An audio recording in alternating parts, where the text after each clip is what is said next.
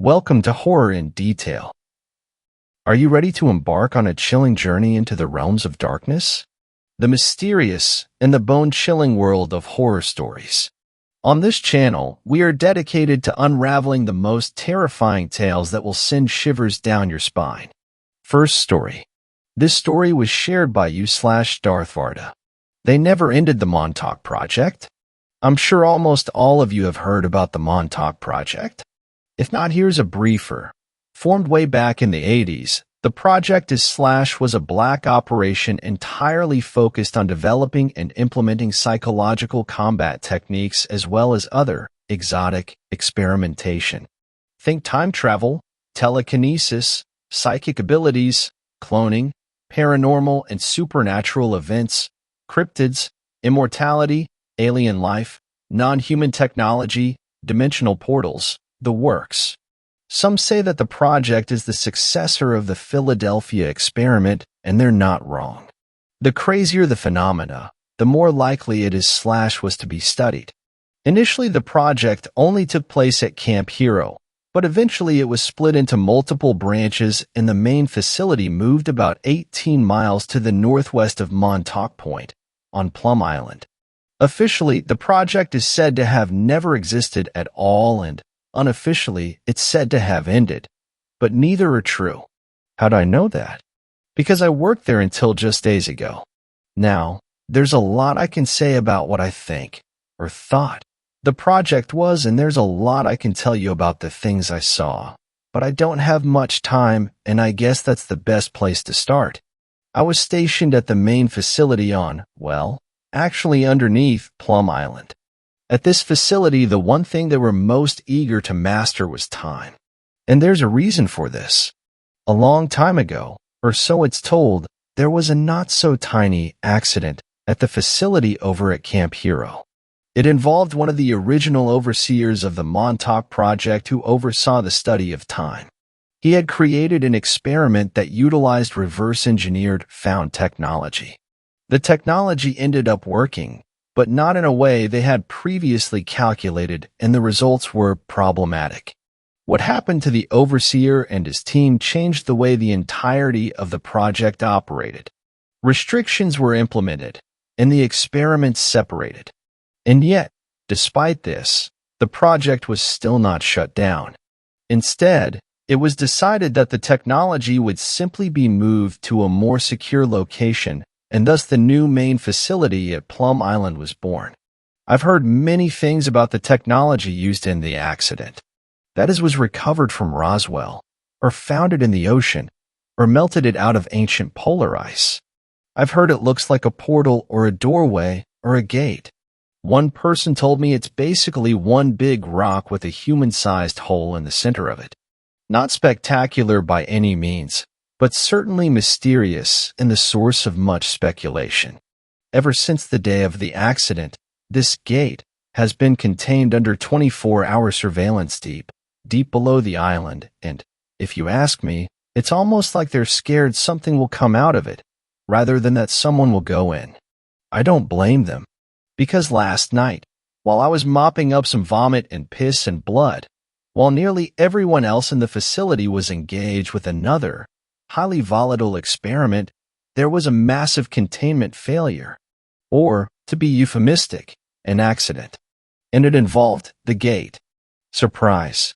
Let me back up. I said I worked at the main facility, and that part is true.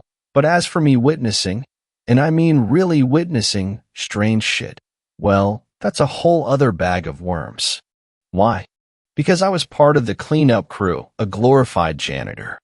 I know. How could you possibly rely on the word of a peon like me, a lowly, unimportant, easily replaceable cog in the wheel? Because I didn't sign up to be a janitor. I'm part of the U.S. Chemical Corps. I was initially brought on for containment purposes to stand guard over the things they kept there, but soon discovered that my duties were more akin to that of a janitor than anything else. I would spend hours a day cleaning up after these experiments, only ever seeing the aftermath of them.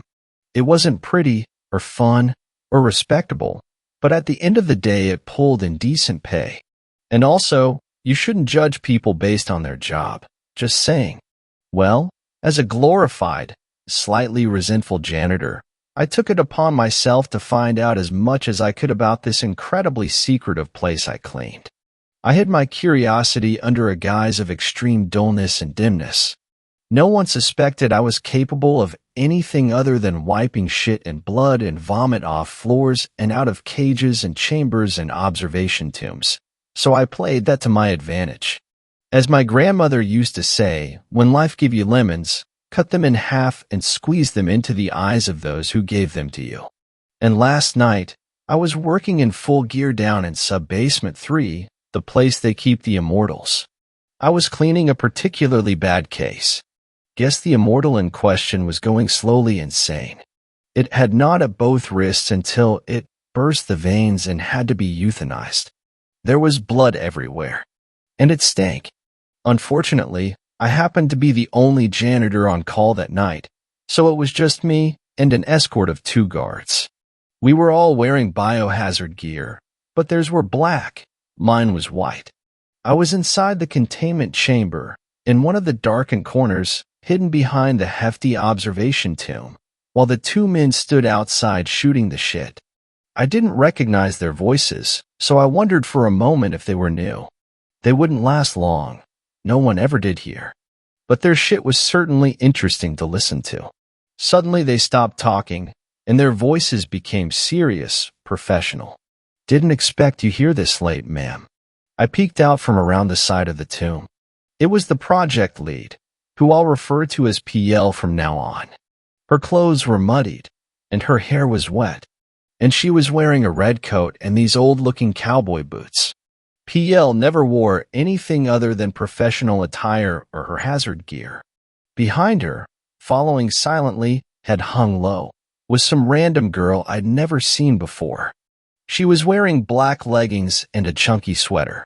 Around her neck was a thick metal collar. It was blinking a blood-red light. I wondered for a moment if she was PL's daughter, then banished the thought from my mind before it got away from me. PL murmured something that I couldn't hear, and both guards laughed uncomfortably. One of them made a gesture back with a thumb at me, probably about to tell PL why they were down there. But before he could make the full movement, PL pulled out a pistol and shot both him and the man standing next to him in the head. Boom, boom. Quick as a flash. They slumped backwards before falling unceremoniously to the ground. I covered my mouth before I could make a sound, trying to make myself as small as possible against the corner and behind the tomb. The girl following PL didn't even flinch. I wondered if she was doped up. Maybe the collar was doing something. I don't know. PL kicked one of the guards in the foot like she was checking to see if he was dead. Satisfied, she murmured something and turned to leave. The girl looked up in my direction, then looked down again and followed PL to the door. I'm not sure if she saw me, but I didn't move for what felt like hours after they disappeared, my heart pounding in my throat. Neither of the guards moved again. Finally, I decided PL had left and that I had to get my ass out of there. I crept out of the chamber and into the hallway. There were several more unmoving bodies littering the floor. I chanced to glance back over my shoulder, and I saw it, an open door. It was the door that led down to the containment chamber the gate was in. I hesitated, wondering why it was open before realizing PL must have opened it. And, despite my fear, despite my doubt, despite the death around me, I was curious. So curious. I wanted to know what this was about.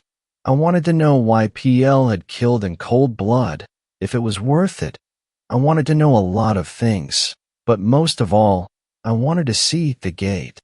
I wanted to see if it was real, if it could do the things they said it could do. So, I stepped through the open door and into a darkened room. The door swung shut behind me with a resounding boom. Before I could fully panic, my eyes adjusted to the darkness, and I saw a red button projected onto what looked like a wall made of obsidian. Carved near the top of the wall was an insignia, a lion wearing a crown and a unicorn wearing a bejeweled necklace holding up a shield split into quarters. Above the shield was an open eye with an iris in the shape of a many-pointed star. I stared at the carving for a moment before walking forward and pressing the projected button tentatively. My heart pounded multiple times a second as I waited. Silently, a thin beam of light appeared down the wall and two doors slid open. It was an elevator. This time I didn't even hesitate. I stepped right in and watched the doors close with a hiss. A cool female voice rang out around me. Access to containment chamber null has been unrestricted and decontamination deprogrammed. Would you like to proceed? I stammered out an affirmative. Acknowledged. Now leaving sub-basement 3. That elevator ride felt like both a million years and less than a second, and sooner or later I was looking out into a short corridor that led out to a cavernous space. Its size left me disoriented and apprehensive. It was definitely the chamber that held the found technology. A low light lit the area and I blinked once, letting my eyes adjust. And then I saw it. It was real. The gate. It stood there, hulking and ominous, in the middle of the cavern, raised about a foot in the air on a dais made from bedrock. Carved around the entirety of the human-sized hole was a strange script I couldn't quite make out. The hole itself allowed none of the dim light through. It was pitch black and visceral, like something was hiding inside it, just beyond its edges. PL was standing next to it, reaching up. And it was so surreal seeing her there, calm as a cucumber. She looked so normal. And I was so entranced by the gate, I didn't even think to hide. PL looked over at me, and it was in that moment I realized something was wrong. Very, very wrong. Her eyes, normally a light sea green, were fully black. No green. No white. Full black. And she didn't look surprised or scared or satisfied to see me standing there, gaping at her. She looked eager. The girl didn't look up at all. "Why, hello there," she said, lowering her arm. "Do you know what assimilation means?" I didn't respond, and she continued. "How long have you been watching all of us? All of you?" She laughed. "I'm never alone now." "What does that mean? They got you bugged?" "Who's the girl?" Another laugh. "You're smart for a janitor. Cleaning up shit is how I make money. It's not who I am." "What's going on? Is this standard protocol?" "Too smart," she corrected. "I'm glad you followed me." "Glad. It might need to." She looked back at the gate. "PL, ma'am, what the hell are you talking about? What the hell is going on?" PL laughed, and then her voice changed. It sounded both high and low, like multiple people were speaking at the same time. "I'm going to let them in." It was my turn to laugh. It was all just so absurd. All this secret, shadowy shit. All the tests, all the deaths, everything. Finally, I said, "I don't know what you mean by that, but this is absolutely batshit." Instead of responding, PL reached out towards the gate, hovering her hand just above the side of it like it was some long-lost lover. I was about to ask her what the hell was going on again, when she reached behind her back, pulled out her pistol, and shot me in the shoulder. I yelled and sank low, trying not to panic, trying to stymie the blood flow as fast as possible. PL snickered and grabbed the girl who was just standing there, silent and docile. She tugged the girl forward, towards the human-sized hole. Suddenly, there was yelling and 3 guards in all-black tactical biohazard gear ran past me from the corridor the elevator was in. All 3 were armed to the teeth. 2 of them had their weapons trained on PL, and one of them had what looked like a sword strapped to his back. I immediately praised the powers that be for their arrival. Took them long enough, I remember thinking. PL glanced at them and made what can only be described as a noise of extreme frustration. It sounded like multiple people groaning at once. She turned towards the gate and shoved the girl with all her strength at the gaping black hole in the center. And in that moment, I swear time froze and all 5 of us watched the girl and her trajectory. It looked like she was going to go straight through that human-sized hole, when she suddenly tripped and smashed head first into the side of it, falling backwards onto the dais. The collar around her neck still blinked that blood-red light. She didn't get up again. One of the guards roared and ran forward. It was the one with the sword. He was holding it double-fisted, left hand above his right on the hilt. He scrambled onto the dais, and without missing a goddamn beat he swung it Link style, around in a full circle like it was slightly too heavy for him, and cut PL clean in half. It was insane. There was a moment of silence that lasted both no time at all and eternity, and then, as we watched, PL, well, there's no other way to say this, she melted, all the way from her head down to her boots. Her skin bubbled up and burnt off, her blood evaporated, her bones blew away to dust, and what was left of her pooled down into two puddles of this thick, black, undulating, gelatinous substance that instantly began to recombine into something horrific. A monster. A huge, horrific blackened blob that roiled and rolled on too many arms and legs and faces. There were parts of people, fucking people, inside of it, pushing out of it. They all looked like they were in the deep throes of passion or pain. And they were all moaning. It was high-pitched and low and terrible. I recognized one of the faces. It was PL. She was laughing or crying or maybe both. Scared me so much that I didn't realize I was screaming until I tripped backwards and nearly bit off the tip of my tongue. The monster made to move, but the guard swung at it again, cutting off multiple limbs and two faces in the process. Before he could get another swing out, it skittered with terrifying speed towards, then through the gate, instantly disappearing into the darkness at the same time an ear-splitting siren sounded. The script carved around the human-sized hole began to glow this brilliant purple-blue color, and the ground beneath us all started to shiver and shake. The bedrock dais crumbled, sending the gate, listing dangerously towards the corridor the elevator was in. A stone fell from above, then another, and another. I screamed again, sending a gush of blood down my chin. A bubble of blackness had formed around the human-shaped hole and burst, sending bits of black goo cascading down around us and revealing what I can only describe as a giant eye. It was bright blue. The pupil dilated and locked onto us. One of the guards pumped all six at it with what looked like a Mossberg 500. And they weren't normal slugs. They were way too bright and way too loud. The sound of them echoed over the siren, and I blinked, blinded by the sudden exposure. The eye blinked too, totally unscathed. It had turned bright red. The guard with the Mossberg turned to the other two and yelled something. And, despite their masks, despite the siren and the stones and the giant eye, I could vaguely make out what they were saying. It sounded like they were arguing about whether or not to destroy the gate. One of them said they had to, the other one said it was too late, and the third asked to get the fuck out of there, then pointed over to the girl. The guard with the sword looked down at her, then handed it over to one of the other guards. He bent down and picked her up, not princess style, but over his shoulder like a soldier or sack of potatoes. And I know he was wearing a mask, but I swear he was crying as he carried her past. The guard, now holding the sword, slung the Mossberg onto his back and swiftly followed. The last guard, though, stopped and made his way towards me, ignoring the sirens, ignoring that thing staring straight at us. He bent low to my head so that I could hear him over the sound of the siren. "You okay, mate?" He had a slight British accent. I looked up at him. I could barely make out the color of his eyes from behind the mask, muddied green. I tried opening my mouth, but a spout of blood poured out, so I shook my head instead. He nodded, then he helped me up and back over to the room where the elevator was. The two other guards were waiting inside. "What are we going to do with him?"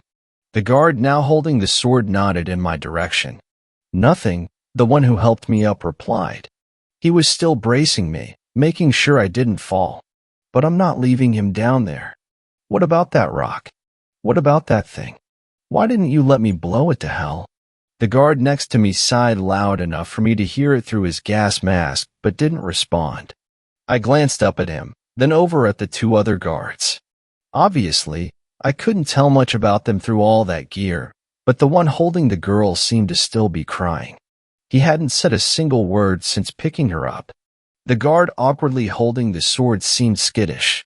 The sword he was holding was bright silver and seemed to glow. The same strange script carved into the gate was engraved up the center of the blade. I couldn't read it. We arrived moments later at sub-basement 3, the cool female voice of the elevator warning us again about the lack of a decontamination process. I watched the guard who helped me place several blocks of C4 into the elevator and order it to go back down. We didn't wait to watch what happened. The basement was deserted, but the alarm was loud as ever. We made our way up and up and up until we reached the ground floor. It was utter chaos, and the 3 guards, the girl, and I slipped into it unnoticed. The remaining staff in the facility were rushing to gather data and secure experiments and subjects for transportation. The British guard immediately handed me off to a scientist, telling her I was in dire need of medical attention and that the gate was compromised. He leaned over to me and said 4 words just loud enough so that I could hear. I turned to reply, but he, the 2 other guards, and the girl had already disappeared into the crowd. Never saw any of them again. The 4 words were, "Do what they say." In the hours that followed the containment failure, all staff, subjects, and experiments were taken to a secure location for decontamination and processing. Some of us were released. Others were forced to stay for extra processing. I was one of the lucky ones, if you could call it that. Before I was released, I was forced against my will to sign a non-disclosure agreement. And that was their first mistake, letting me go. Because honestly, fuck it. Fuck them. Fuck everything. If they decide to liquidate me, then so be it. If I accidentally die in my sleep, or overdose, or suffer a massive heart attack, or they somehow blackmail me into doing it myself, so be it. I'm not afraid of them. What I am afraid of is that thing. I'm afraid of what will happen to the world if this shadowy shit is allowed to continue. I don't want to do what they say. And that was their second mistake, trusting me. I guess this is just my way of warning you all. There are things out there, things we don't understand, things we can't explain, hiding in darkness, hidden by darkness. What we see in our everyday lives, what we know about, hear about, read about, barely scratches the surface of what's really happening in the world. Well, I guess I should say this world. Second story. Don't hide from cryptids in Alaska. They're worse here. I've lived in Alaska my entire life. I live in one of the more populated parts of the state. I won't fully disclose for my safety. Though, I've seen a lot of things, and I'm not even very old. I've seen damn near everything AK had to offer. Well, I thought I had anyway. Turns out, cryptids are a lot more angry up here. We have the classic Sasquatch, otter people, dog men, serpents, our own version of the boogeyman, wendigos, and even skinwalkers, believe it or not. I've had the displeasure of being hunted by 2 of these. Take a wild guess. It started when I was at my friend's house, us sitting at the ridge on the border of their property. Where we sat had a trail leading up, and a light pole. It was around 11 at night, but Alaska winters get dark. We were sat under the yellow light from the pole when I heard a branch snap and snow crunch. I assumed it was a moose, so I told my friend to keep their eye out. They nodded, and we continued to talk. A few minutes later, the snow crunched again, and I felt my heart freeze. Now I'm a pretty paranoid person, but this was well before it had really taken effect. I'm still unsure which of the 2 cryptids it was, but it had infrasound. Infrasound is something big cats and other predators use to activate a prey's fight or flight, usually ending up in the prey freezing. According to whatever the predator was, I was its next meal. I grabbed my friend by the hood when I stood up and ran down the trail, pulling them along with me. They groaned in protest and confusion until I told them something was wrong. We ended up going inside that night, and I didn't get a wink of sleep. I was too afraid of what was waiting outside. Fast forward to a few months later, it was July. I was sat with my window open and writing on my computer. I was home alone as I often am, but that didn't bother me. As I typed on my laptop, I felt something strange. That intense feeling of being watched. I tried to ignore it, but it overtook my body. I looked out the window to the edge of my driveway, next to the pond, and there it stood. A pale gray, malnourished, disgusting-looking creature. Sunken in eyes, slightly protruding teeth, and on all fours nonetheless. Though, this creature had a human-like body, aside from the twisted appendages. I froze in my spot when it caught my eye. I shoved my computer away from me and got up to crank in my window. Once my window started moving, so did it. Inching closer to my home with lanky, broken-looking legs. I wound my window up enough, flipped the lock, and pulled down my curtain. That was the first night I had ever spent cowering in my bathtub with a pocket knife and a blanket. I hadn't seen the creature again until later in the year, winter. I was taking the garbage down to the end of my driveway when I heard the inhuman growling. It sounded like a dog had smoked 20 packs a day and tried to growl at me. I wasn't taking any chances and sprinted up to my porch, slamming open my door and locking every lock. My mom looked mortified, as was I. This happened on a few separate occasions, but this wasn't even all of it. I would walk to the bus stop in the mornings, so obviously this could be an issue. One morning, my cat, Fergus, had followed me down to the bus stop. I was petting him as I stood next to a stop sign. Now, Fergus is the sweetest cat I have ever met. He didn't bat an eye at dogs, moose, other cats, nothing. He was a badass and a sweetheart in one cat. Imagine my surprise when he spun around, arched his back, and started hissing and spluttering. I was horrified. This beefed-up Maine Coon cat was hissing into the darkness at 6 in the morning. Thankfully, the bus had come to my aid and I got on immediately. Fergus passed away recently, so I'm a little nervous about not having that warning next time.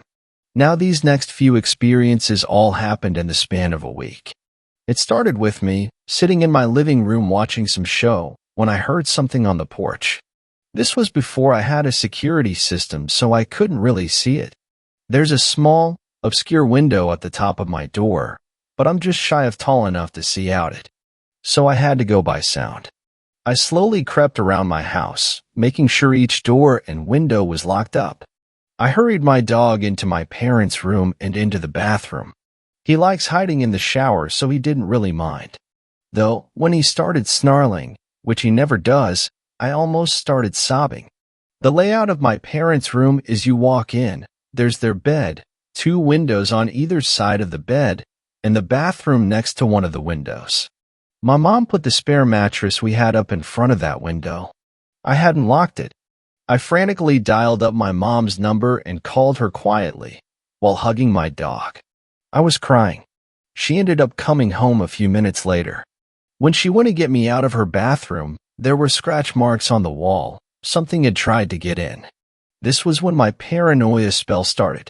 I would frequently have episodes of pure irrational fear, usually ending in me sleeping in my bathroom. A few times, like this one, it was warranted. I was once again sitting in my living room watching a show when I heard something in the carport. The wall behind me was the one connecting to said carport.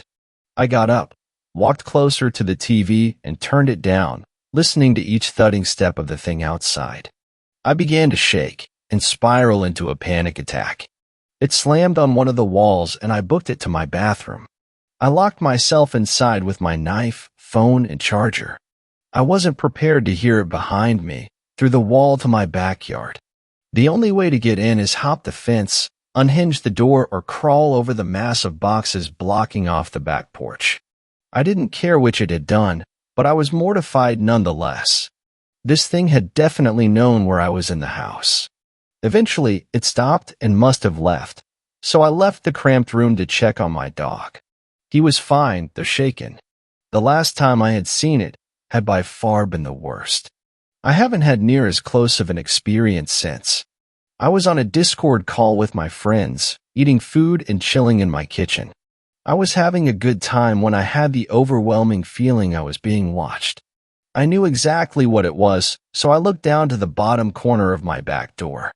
My back door has a wide window encompassing pretty much the entirety of it, with a curtain that it came with. Peeking out from the sliver of room the curtain left was sunken in eyes and gray skin. It was staring up at me. I grabbed my phone and ran to the bathroom for safety once more. After not hearing it for a while and having my friends calm me down, I went to my room.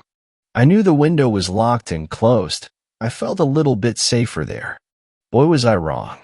I had been halfway asleep when I heard ungodly scratching at my window. I was obviously confused and scared at the sound. When I peeled back my curtain, I was faced with that ungodly thing, with its fingers protruding through the window.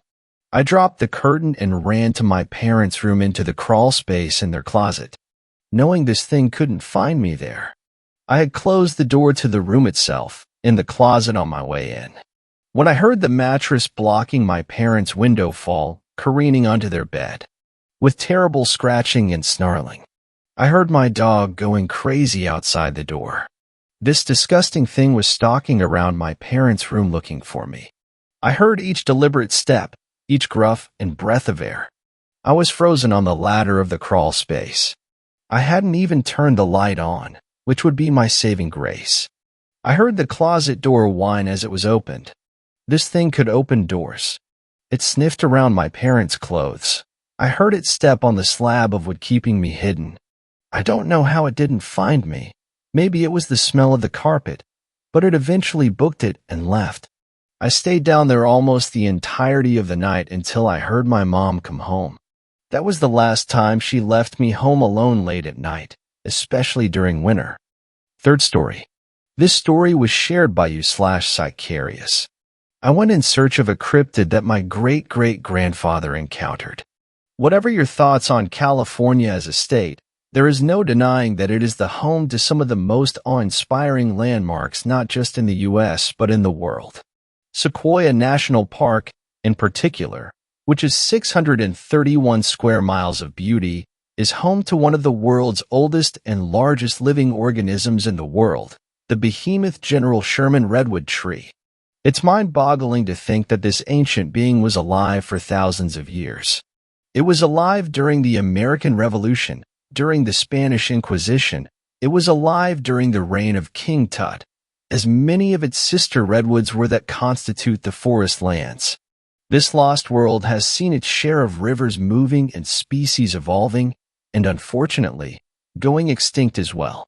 The last known California grizzly bear sighting was in 1924 after they were thought to have been hunted to extinction by prospectors who poured into the California mountains during the gold rush.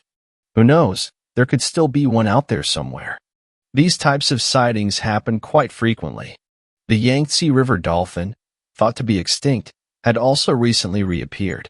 Beyond the California grizzly bear and the Cyclopean redwoods, I believe there is something else in those mountains. The radical California wildfires that have been plaguing the state for nearly 2 decades have had a monumental, possibly irreversible, toll on the various parks' ecosystems. While most fires are natural and sometimes necessary, they have been getting more pervasive and out of control. Climate change is a big factor in their cause as rising temperatures begin to dry out kindling. However, there is another cause which is much less talked about. Over the years, people have been pushing more and more into the California wilds, not only creating infrastructure which gives fuel to fires, but carelessly causing them as well. Just some of the causes of the California wildfires range from vehicular sparks, faulty power lines, and a gender reveal. As a result, animal populations have begun to flee their homes and pushed back into towns and cities, occasionally resulting in attacks. The craziest stories of animal attacks weren't coming from those that wandered into town, though. Soon after, there was circulations of attacks from strange unidentified creatures that were monstrous in nature. They were described as being nearly the size of a horse and bird-like. They sounded so outlandish. These people had to have been attacked by mountain lions or bears or something.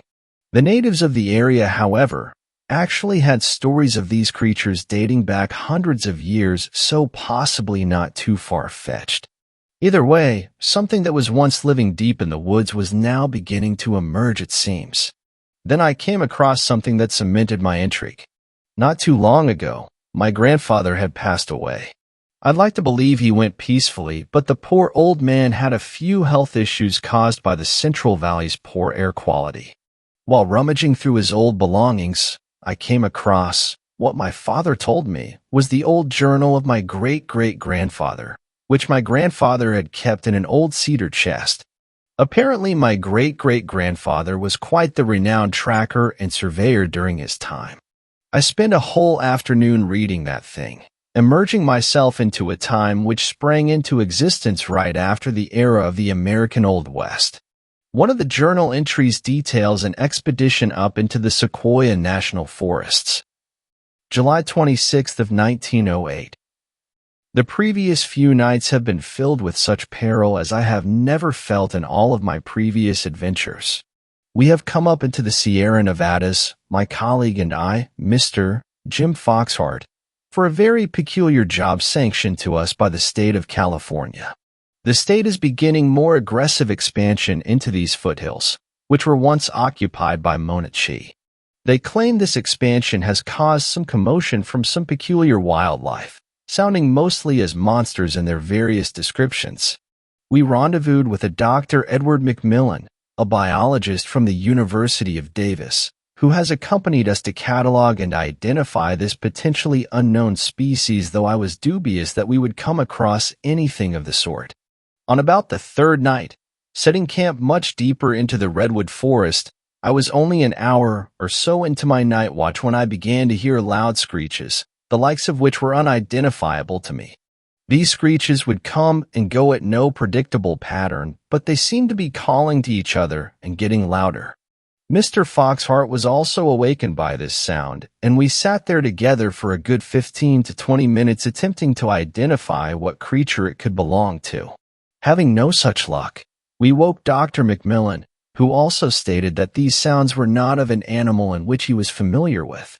We were certain, however, that it was multiple animals, a pack of some sort, and that they were predatory. We grabbed our rifles and lanterns and headed towards the source of the nearest cries, but the cries had stopped. I heard some rustling just to our right, and upon raising my lantern, I was flabbergasted to see a large emu of some sort, but with a large horse head, sharp claws on both hands and feet, and a long feathery tail. Its eyes glistened in my light, and though I only caught a quick glimpse of it, I could see that it was a beast almost the size of a horse. The animal quickly darted off with great speed. The other two men were just as puzzled as I am, though Dr. McMillan had said what we had just seen looked very much like a species in the Dromaeosauridae family, a species of dinosaur. We tracked them down for about a mile, but the further we pushed away from camp, the more we began to hear loud screeches, to which Foxhart agreed, sounded very much like warning cries. Evidently, we were pushing into their territory deep into the forest. We lost track of the creatures, and the call subsided. We spent another couple of weeks in the forest, but after that night, made no further contact or found any relevant traces, and so decided that this pack must have moved deeper into the forest to avoid human conflict. I had never really been a big believer in cryptids like Bigfoot or the Loch Ness Monster. Sure, it was amusing watching those documentaries on the Discovery Channel or those videos on YouTube, but I always felt that there were other explanations for what people encountered. This connection, however, was just too tantalizing. There was no way it could be exactly as everyone described it. Where could it have been hiding all these years? Besides, it had been a while since I had just gotten away back to nature, not that I needed such an excuse. After an exhausting few months of work and school balance, my brain was on autopilot. Once the parks opened back up, I had decided to plan a solo outing for myself. I packed up some gear, my Kodak camera, rations, my lucky knife, and headed out west to the Sequoias. I drove up the winding roads, past some devastation left by the fires of the summer. Businesses and homes were burnt down. Some were just being cleared, some were being rebuilt. I was good to see that society would carry on, though I had no doubt in my mind that there were lives ruined. Would we ever learn our lesson? It was good to get out of the car after a few-hour drive and stretch once I found a good campsite. I was lucky to find a place secluded, probably because this was an area which was associated with the alleged attacks. I actually did go on evening hikes with my Kodak and a field recorder, I'm not sure what I expected really. I guess I let my imagination get the best of me. I only wanted to spend a good week. I don't like wasting my vacation leave willy-nilly. Then it became real. It was Thursday night when I was awakened from my sleep by a loud screeching sound. It invaded my dreams first, and then pulled me out, looking up at the moonlit tint walls. I laid there quietly for I don't know how long, trying to decipher that sound. The journal entry then came to mind. Was this what my great-great-grandfather heard? I was both excited and terrified. I had to investigate. I grabbed my Kodak, flashlight, and of course, my knife, and slowly crawled out of my tent. I found that I was not as good as my great-great-grandfather had been at determining directions, as the sound sounded like it was coming from all around the forest, echoing through the old pines and off the cliffs. It soon became apparent to me that, as my grandfather had also determined, there were multiple calls responding to each other. I don't know what oddly placed bravery came over me, but I had the sudden courage to search into the dark forest for them. I quietly scanned the area for them, at first only circling my campsite. Luckily, I had a good sense of direction, so I knew I wouldn't get lost. I then got a good bearing on where the sound was emanating from, so I started strolling in that direction. I walked for a good 10 minutes when the screeches suddenly began to bark louder and more frequently. I heard a rustle just off in the distance to my left. I quickly aimed my powerful light and saw a black bear running off. It wasn't really the bears I was worried about, though, as I always had a small can of bear spray on me, but what was he running from? For whatever asinine reason, maybe I was still a bit tired, I pressed on. Now, I'm not a tracker by any means. I wasn't even in Boy Scouts, but I could have sworn I saw odd bird-like tracks in the dirt, or at least I thought I did. The hair stood on my neck as more and more, the events of the journal entry and the stories suddenly became more plausible. I couldn't be, could it? This whole time, I guess I just thought I was going to find some loudly mating birds and then have a good chuckle and go back to bed. There was more commotion going on around me. I would frantically whip my light in the direction but would see nothing. Maybe about an hour or so into my night stroll, I came across some odd structure. It looked like some kind of weaving of sticks and trash. I cautiously approached for a closer. Oh my God.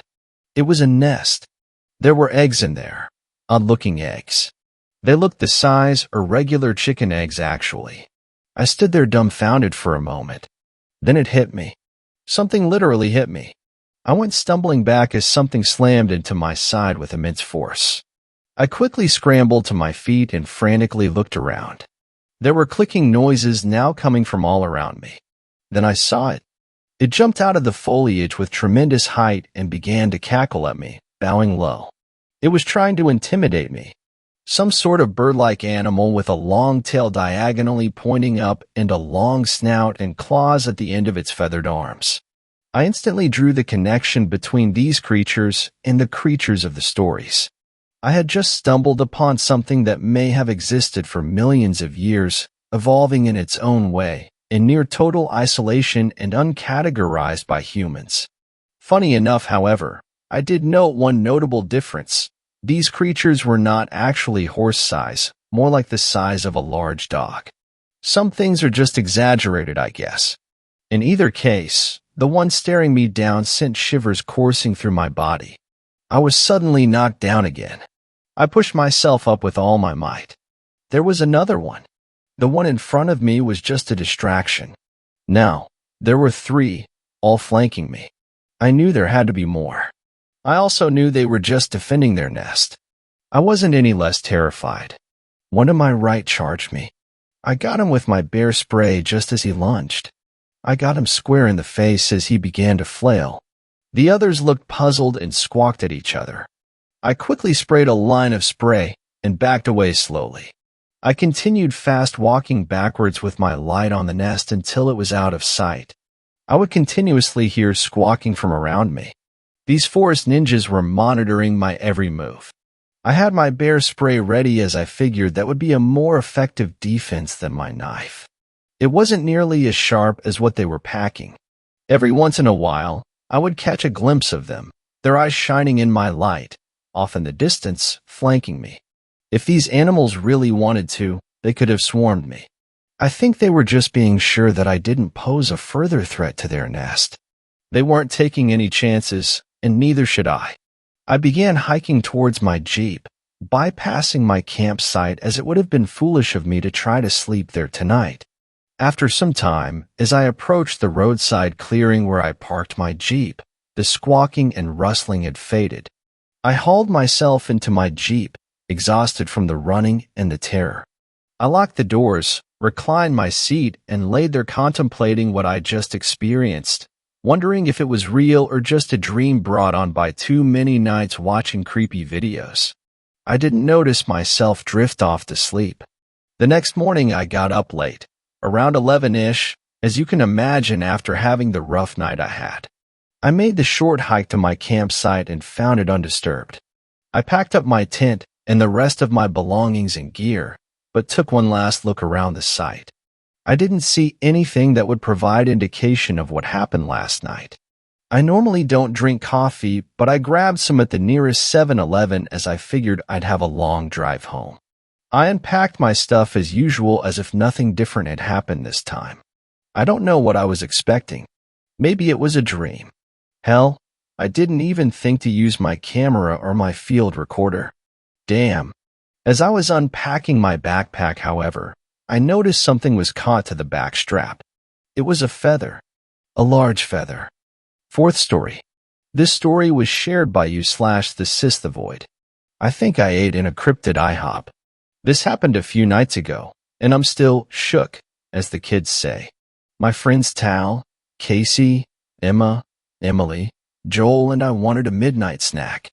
Note, not using real names here. It's pretty much a given, especially in this sitch, but I'm still putting a disclaimer. We needed food after studying for some Calc 2 test that half the group was dreading, other half was writing a 6-page essay. Midnight snacks at breakfast places are the ultimate college mood, or even just a teenage mood.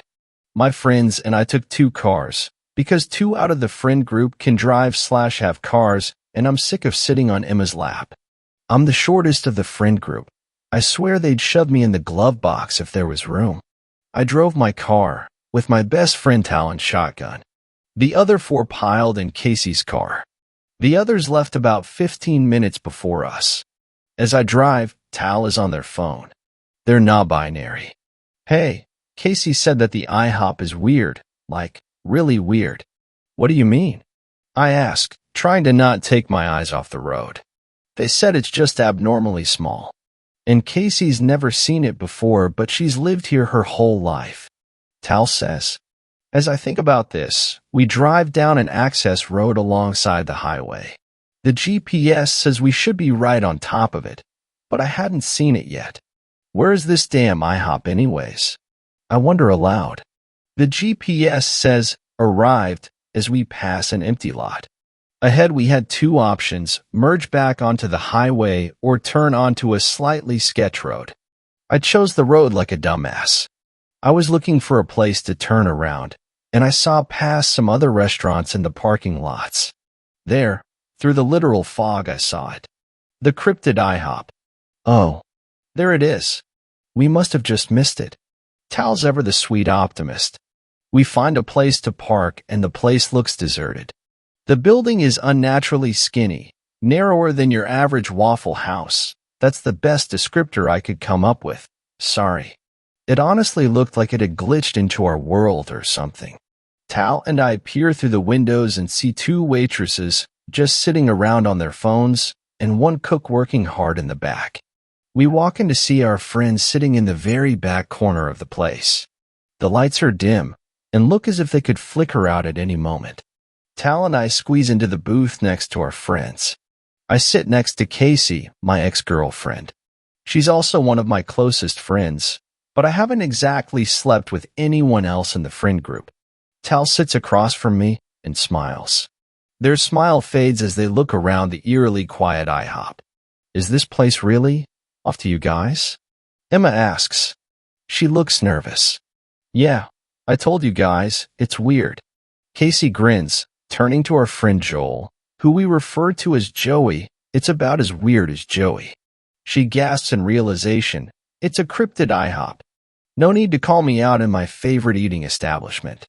Joey says, deadpan. An inside joke in our friend group that Joey is a cryptid. He's so strange. One night, he'll be out partying and getting lit until 5 a.m. Other weekends, he calls it a night at 10 p.m. after a calm smoke on his balcony. He's a weird old soul most of the time, who we almost never see during the day. Elusive, weird, unexplainable, a cryptid. The vibes of this place are just so unsettling. Emily said. She was right. Finally, a waitress came around to give our friends their food, but she completely ignored Tal and I. She looked past us, as if we didn't exist. Casey yelled, ma'am, our friends need to order. The other waitress approaches. She addresses the table. Here are your menus, but there's a slight difference tonight. There are no pancakes, crepes, or sandwiches of any kind available. Sorry for the inconvenience. She sounded robotic when she said it. Also, what kind of IHOP doesn't serve pancakes? International House of what? It wasn't just robotic, but angry, or even scared. There was something very off about it. And she was pretty. Like, unrealistically beautiful. As if someone photoshopped a model and dropped her in there. She, no offense to IHOP employees everywhere, just seemed out of place there. We ordered our food and asked for waters to drink. Once she left, the table exploded with more conspiracy. What kind of IHOP doesn't serve pancakes? Casey exclaimed. We all shushed her. She tended to be loud. That's what you take from that interaction?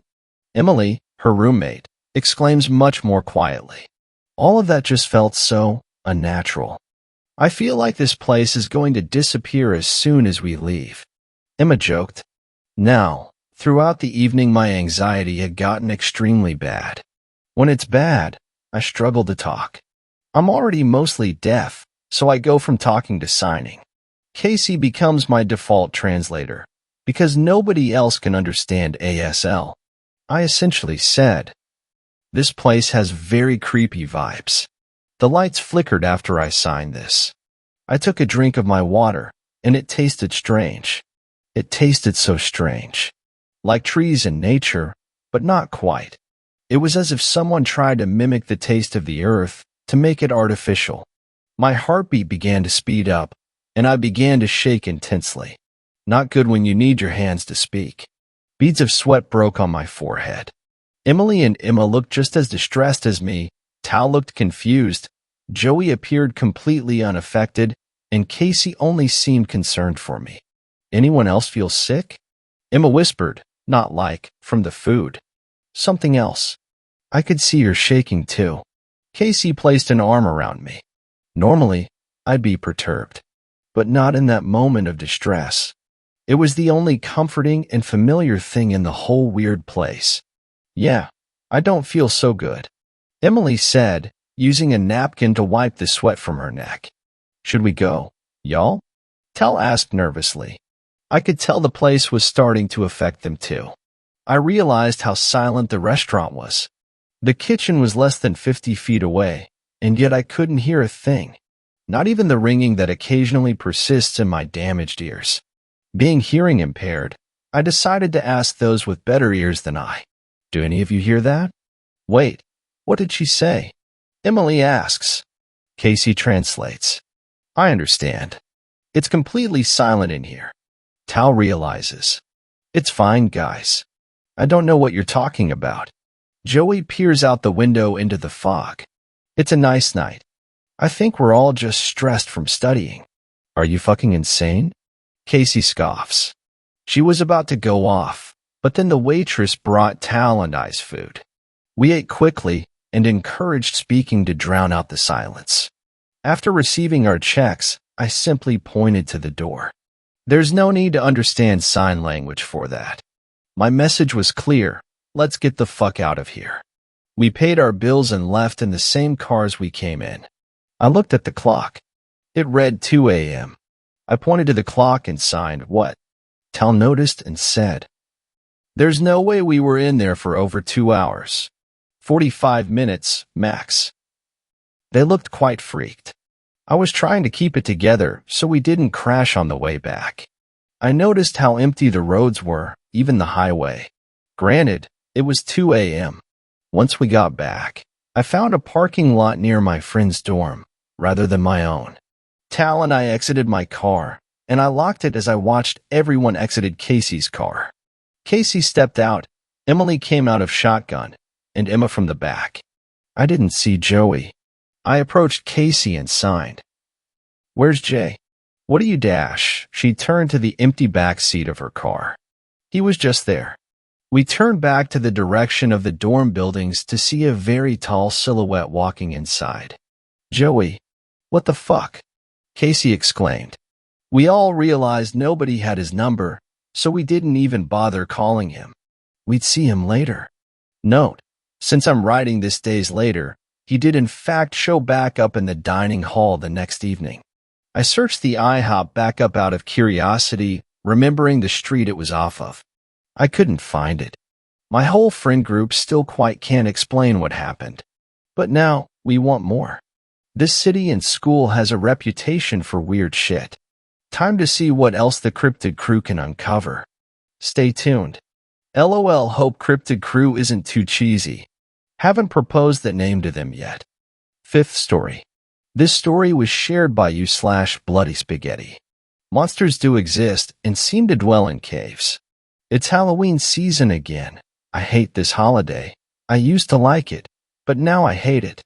I hate seeing all of these fake monsters roaming the streets. I hate people trying to be scary, and I hate anything that is trying to be scary as of late. I hate it so much because people do not know how lucky they are to be ignorant of what it's like to look true fear in the eyes. Believe me or not, there are very real monsters out there, waiting for unsuspecting fools to enter their domain to be snatched away from the warm grasp of life. Now here's a story for you all bloodlusting hyenas. I've met 2 such monsters, or one. I'm not even sure if the woman was one. That other thing. Now it was definitely a monster. It left Chris catatonic pretty much the moment he saw this thing.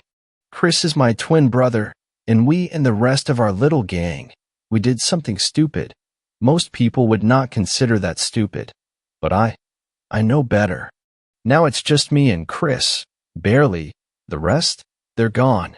It was the stupidest thing we've ever decided to do. Cave 01, you see Chris, Tommy, Adam, Zane and I, we were pretty much best friends since grade school. We were known collectively. There was never a situation where there was one of us without the others. For many years, we've been living by the beach. Now, not too far from our town, there's a cave system, and until about a few months ago, none of us had ever gone inside. We've wanted to go there for a while, but could never muster the time to do so. Eventually, during the last summer, we planned our expedition into that cave system. Deep inside, we were all somewhat nerdy, to an extent. This is exactly why we were so adamant on checking out this piece of rocky soil. We've decided to prepare for this little trip of ours to avoid any troubles while we're there. Hence, every single one of us brought a backpack with a flashlight, some rope, and whatever other tools we deemed necessary. Like I've said, most people wouldn't find this a stupid, poorly planned walk that had gone randomly wrong. We weren't a bunch of dumbass, or that's what we thought at least. We set out before sunrise and reached the spot just as the sun had began rising. It was Saturday morning. We exchanged greetings and started walking into the cave system. Flashlights went on about 20 seconds later. The space was dark and quiet. It was quiet for the most part. Some water dripping sounds filled the various spaces inside. Squeaking and clicking of bats was apparent too, and the sound of the ocean's waves beating across the shore behind us. There was nothing out the ordinary. We marched slowly deeper and deeper into the caves, adoring the almost mesmerizing shapes created by the various chamber openings inside the system. We saw a few bats, many cockroaches, and I think there was even some reptilian or something. I know you must be expecting some kind of creepy details to appear in my story, but I swear there were none. Not by that point. at least. Sometime after we had started going deep into the system, Adam flashed his light at one of the walls and found an opening. We walked towards it and began trying to see if there was anything beyond it and if we could pass through it. A few moments into our collective pondering, Zane had decided to crawl into that space to see if there was anything to look for past this cavity. Lo and behold, the cavity was a small space large enough for an adult to crawl through easily into another chamber. After letting us know we could pass into that next chamber, Zane proceeded to push himself quickly into that chamber. Once he hit the ground, he yelled out, "Fuck," much to our surprise. We tried to shove our heads simultaneously into the opening in the wall to see if our friend had been warned. A second later, he called out, "Watch out, guys, there's a turd or something here." We've calmed down immediately upon hearing him say that and laughed about it. Then we made our way through the cavity as well. I went first, followed by Adam, and then by Chris. Last to crawl in was Tommy. We had started scanning this new chamber with our flashlights, nothing but stone walls, nothing out of the ordinary. Nothing, until Chris' light hit someone's silhouette. The sight startled us all. There she stood before us, a person I can only describe as someone trying way too hard to look like a monster prostitute. With a frantic look in her blue eyes, she began calling out in a shaking tone, "He's awakened. You've awakened him. Run. We won't be able to protect you. Run." As if getting surprised by a scantily clothed woman with a shit ton of Halloween-like makeup on her person wasn't creepy enough. Her almost psychotic speech didn't even give us the chance to react. I tried to say something, but she just screeched. We said run, feigning to lunge at us like some maniac. Honestly, that was enough to make us turn and begin climbing out of the chamber. It is when I started climbing out I had noticed that so-called turn Zane stepped on earlier. It was a dog's corpse, knife stuck at the base of its neck, half decomposed, disgusting. The sight made my stomach turn, and I've whispered to the others, "Don't step on the dog." This woman, whatever she was, kept on frantically speaking to herself in third person, even after the most of us were out of the chamber. The look of shock in everyone's eyes must have meant that they heard me whispering, or at least were terrified by the woman. Couldn't blame them, still can't. I was kind of scared too at that moment. We didn't say a word and just started walking towards the exit. We only had to walk straight. That much I remember. We didn't take any turns or anything to make our route out easier. All the way out, I kept hearing this broad saying things like, "Good boys," and "leave," and "listen to the hive." Yes, other than that, everything was quiet in the cave system.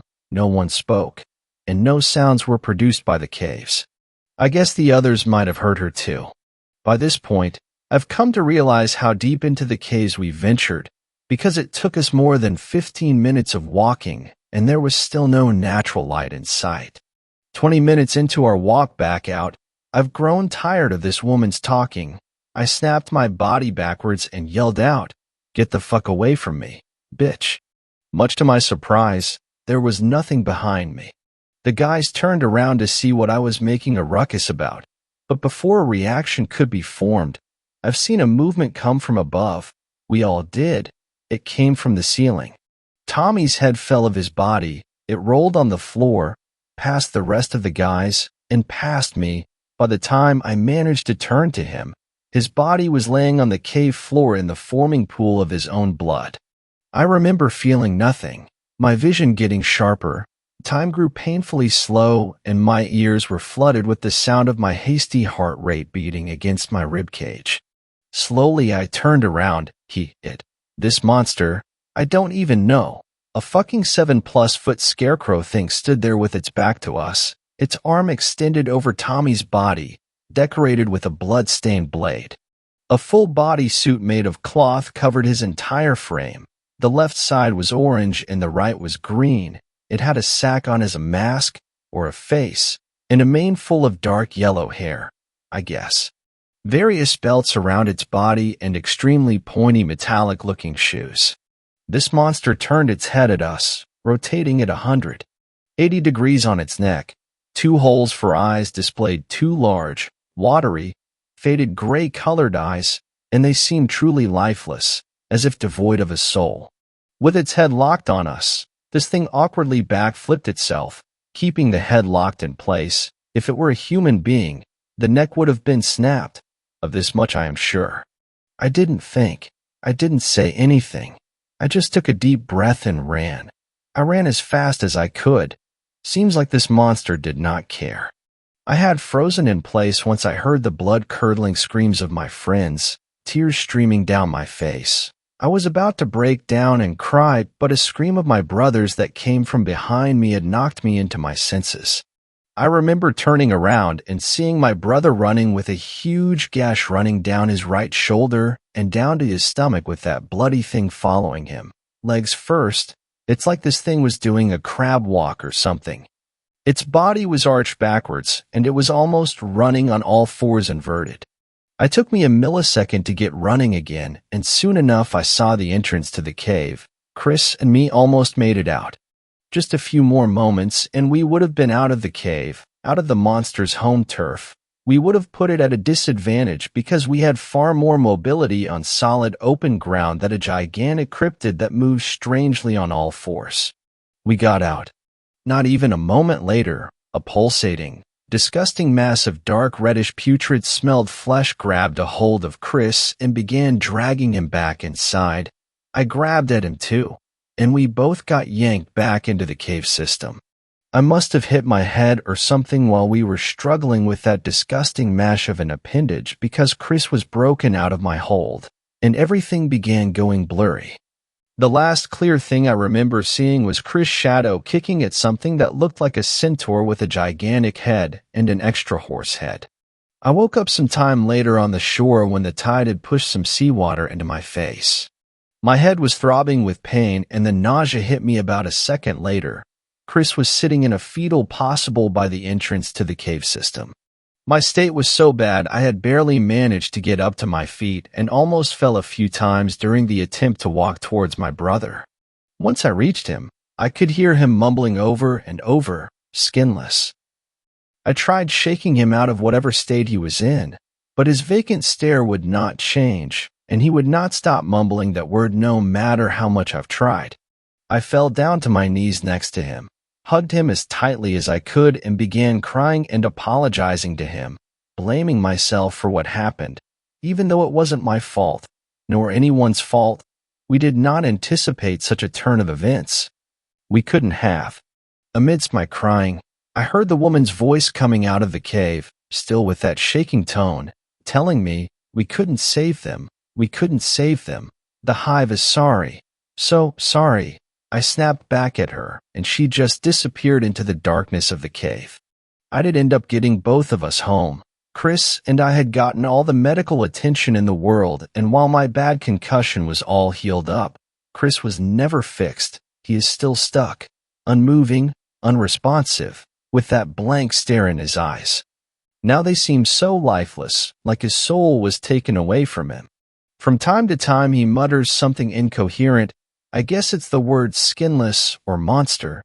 You've no idea how scary it can be when he mutters something in the middle of the night.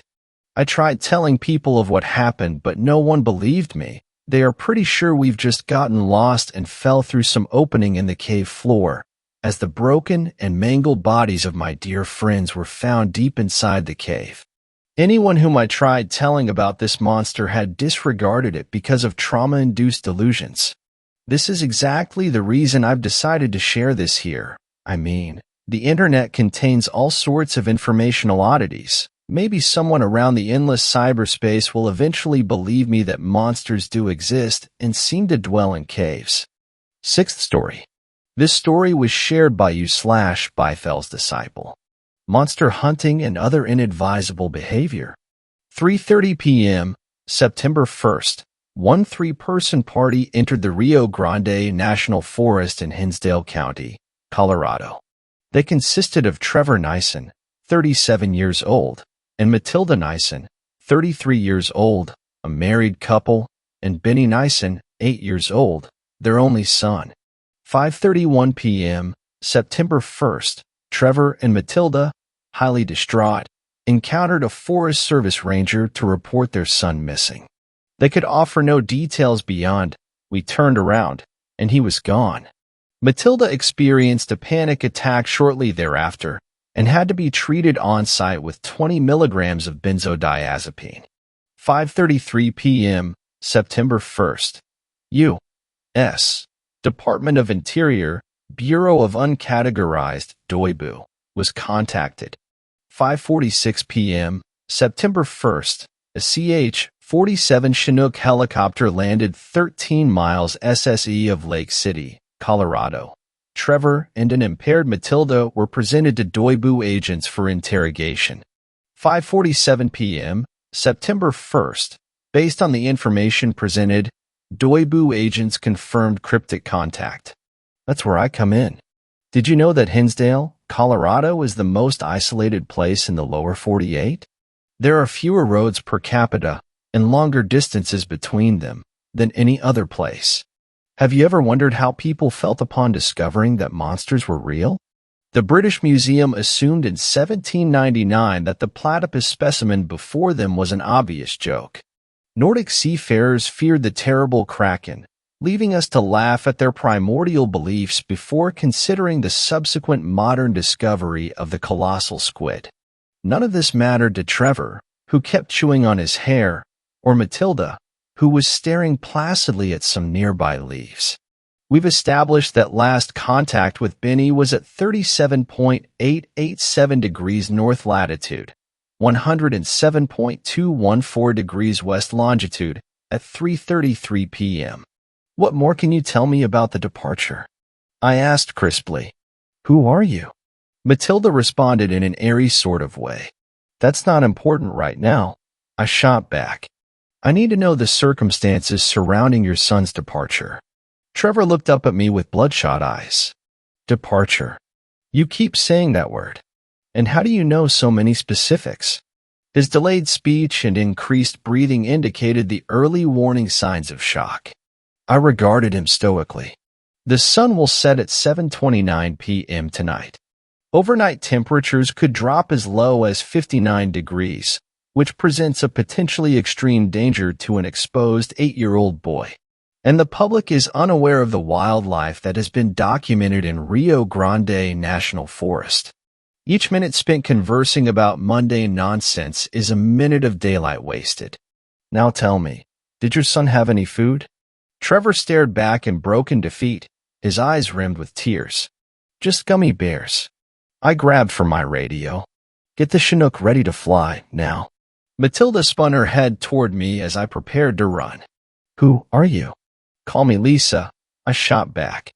Now get the fuck out of my way. The chopper landed me as close to the coordinates as was humanly possible. I had to jump the last 6 feet straight onto the ground. The crew flew away immediately afterward. We couldn't afford the risk of scaring it off. Besides, I didn't need them hanging around. All necessary equipment had been packed ahead of time. I found the family's trail almost instantly. There was a path of broken twigs, scattered dirt, and even a discarded trail mix wrapper. I followed their marks cautiously, scanning every inch. It didn't take long for me to find it. An unnatural rise in the grass had snaked its way toward the path that I'd been traversing. If I hadn't been looking for it explicitly, well, I might have stepped right on it. I listened. The birds were quiet.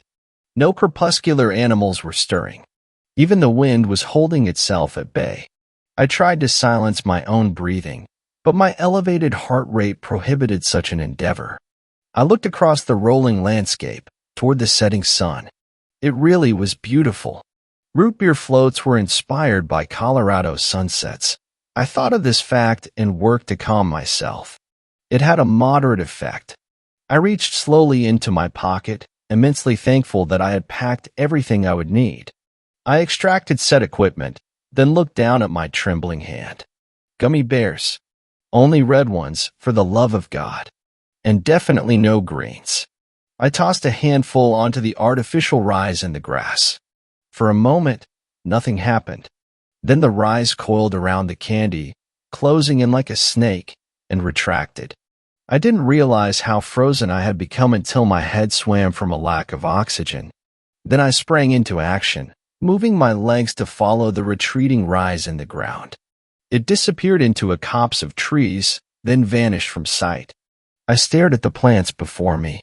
No, not plants. At least, not all of them. Broken fir rose in vertical lines along the edges of the trees. The brownish hue blended well with the bark. I wasn't fooled. I stared up at the point where the fir stopped. It towered at least 7 feet above the ground, much higher than my 5 feet 2 inches frame. I listened. It breathed. Look, I offered shakily, pulling out a fistful of red gummy bears. There's plenty more. I dropped them from my trembling hands onto the ground at my feet. There was a snort.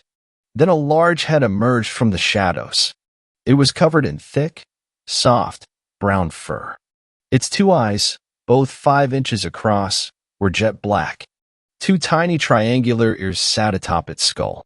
There was no visible nose, and its razor-sharp canines would have presented an imposing threat if it weren't for the fact that they were misaligned in a massive, crooked underbite. "Snoo you?" it asked. Then it reached out a massive paw, clearly focused on my gummy bears. "Whoa," I shouted, trying to look more intimidating than I felt. I stepped protectively over the candy. He snatched his paw back like I burned it. His eyes glistened as his lower lip began to tremble and drool. "No," I yelled, pressing my advantage. "Give me the boy." I stepped forward, causing him to flinch and raise his paws in a protective stance. It was almost funny. This bipedal monster was defending itself from something 1/10 its size. But to him, I suppose, the term monster would be entirely relative. "Given to me." I screamed again, and he scurried into the bushes. Cautiously, I followed. He hadn't gone far. I could see his brown fur trembling in the dark. I leaned in. Benny Nyson, 8 years old, lay sleeping in the fetal position. A furry arm rested on top of him. I slowly reached for the bag of gummy bears. More slowly still, I raised them up in front of me. I pointed to the boy, and he understood. Benny woke up as the monster handed him to me. He began to panic. "SHHHHH," I offered as I completed the solemn exchange. I grabbed Benny tight as the giant paws rolled him into my arms. He looked around wildly. I quickly grabbed a bottle of water, opened it, and practically forced it down his throat.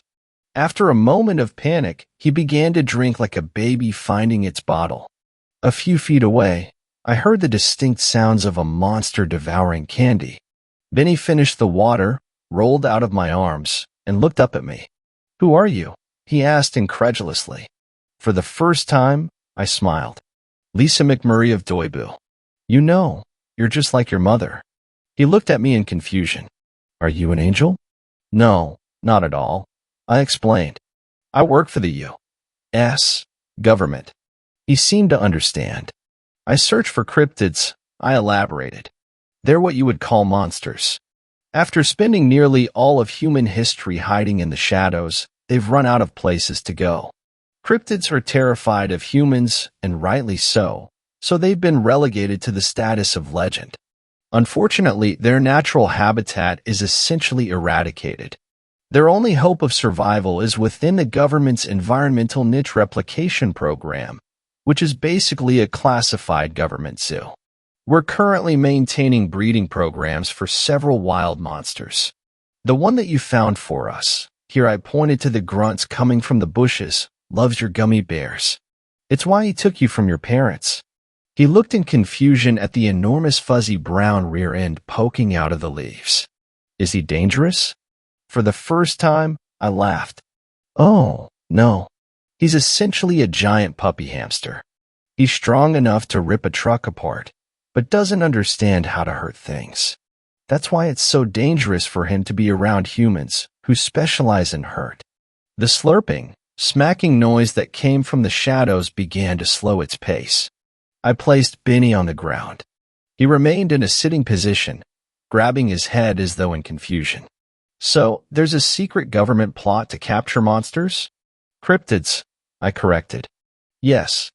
The one you just met is eating red gummy bears that have been prepared with a heavy sedative. He should be ready any minute now." Right on cue, there was a loud thump. Benny and I both looked up to find that the monster had collapsed just feet in front of us and was now snoring quietly. The overwhelming shock of the situation was keeping Benny subdued. So, he continued, Why? Why would you tell me all of this? I smiled sadly at him. Because the water you just drank was laced as well. You'll be out in less than a minute, and you won't remember a single thing about what we discussed when you're reunited with your parents. I think he was trying to give me an angry look, but it was just impossible with his eyelids fluttering so much. His head lolled once, twice, 3 times, before finally coming to a rest on his shoulder. I gently grabbed him, then helped him to lie on the ground. He pushed me away at first, but eventually settled on sucking his thumb instead. I stood up and looked down at the 2 sleeping creatures. Mission fucking accomplished. I whipped out my radio. I need an extraction team ASAP.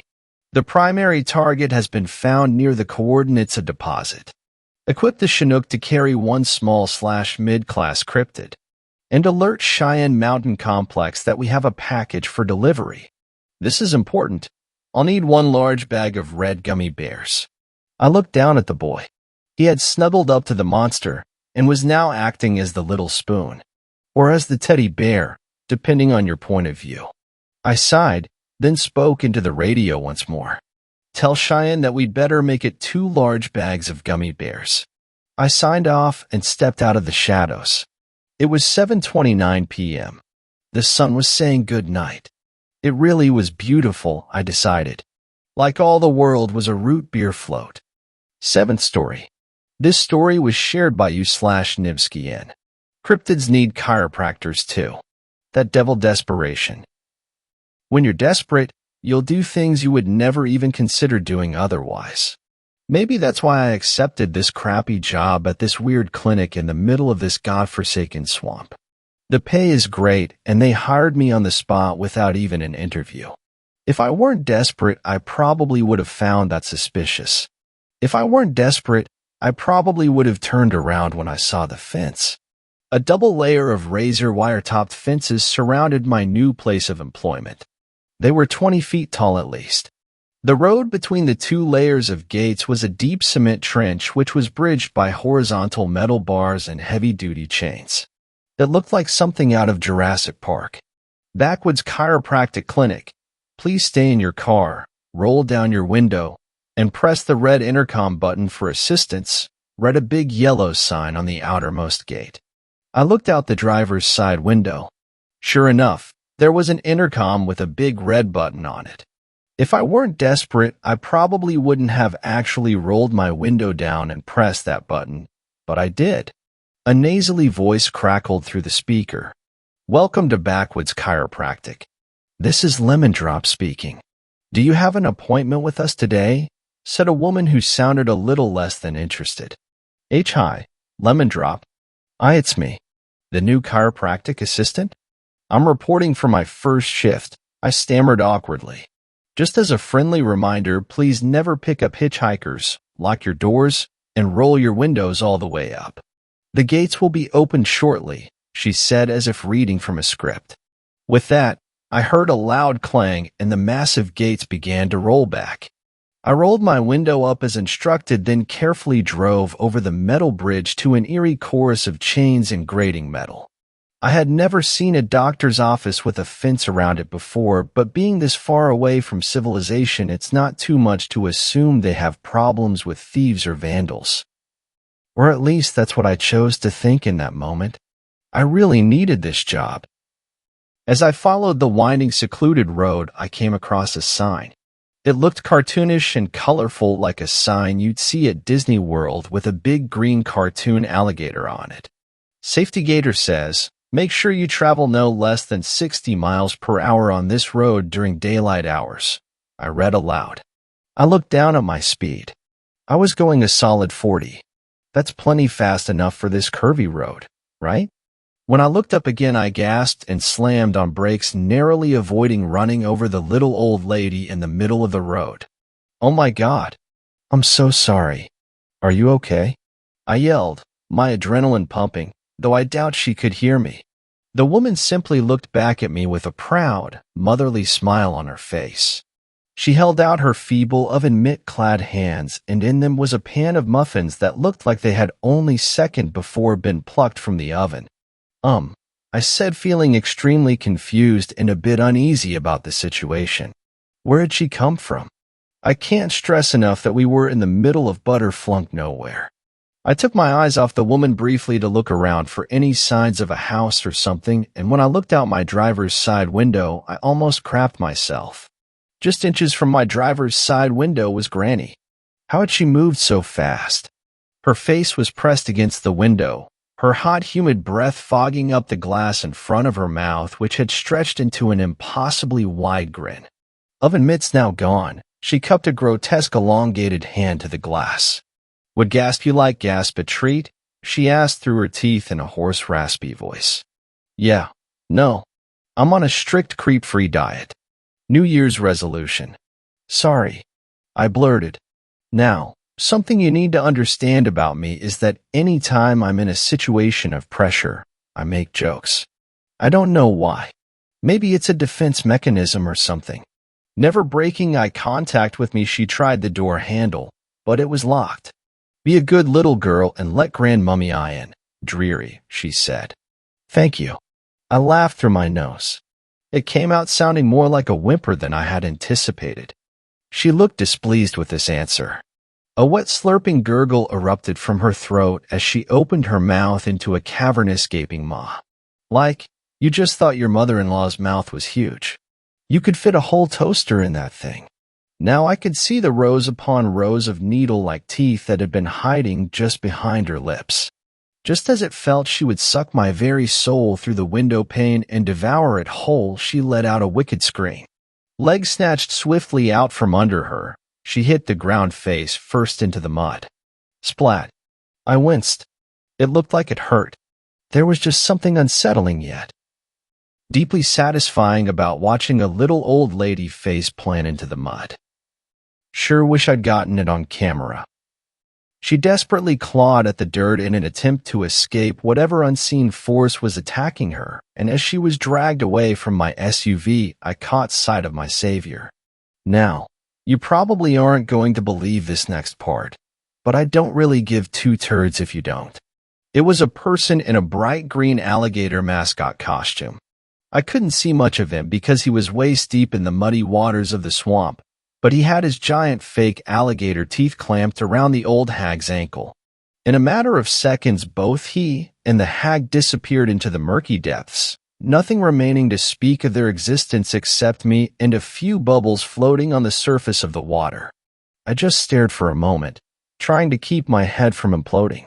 Then, from the same spot, I'd seen the two go down. A comically oversized alligator mascot hand shot up out of the water and gave me a thumbs up.